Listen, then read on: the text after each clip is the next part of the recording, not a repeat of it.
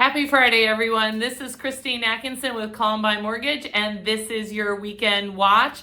So it was kind of an exciting week in mortgage land. We did have the Fed meet. They did keep the Fed funds rate right where it was, so that was as expected. However, there is some bubbling about a government shutdown next week and the announcement of Powell's replacement. That definitely sent markets into a little bit of a topsy-turvy spin, and we are seeing a slight worsening today from our benchmark rate, which did manage to hold at 5.99, but we might be edging slightly above 6 right now. So hopefully we will see that recover next week. We will see what comes out. In terms of the market, we did see our fourth week in a row of over 1,000 new listings add onto the market.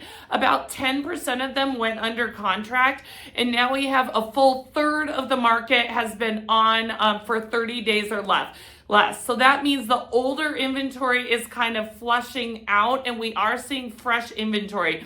That sounds great. Obviously, new homes is lovely. However, it is harder to get those deep sales concessions and lower purchase prices on houses that haven't been on the market very long. Our own team saw a relatively light week. We had about 60% of offers accepted, on average 1% below list price.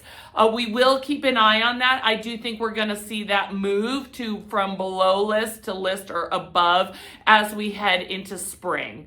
So I just wanted to highlight, I've had a couple of conversations lately, and one of them is just about different mortgage myths that are out there. The first is really kind of that super teaser low rate that you see online. It is not always the best deal for you and often isn't. Do know every lender can get you the rate that is published online. It's always with the question, at what cost?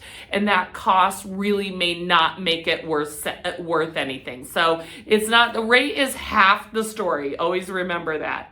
The next thing is that even if the advertised rate is somewhat valid or you're willing to pay the cost, it's not always, it's always kind of got the best absolute scenario and may not be your particular situation. So we got to keep that in mind.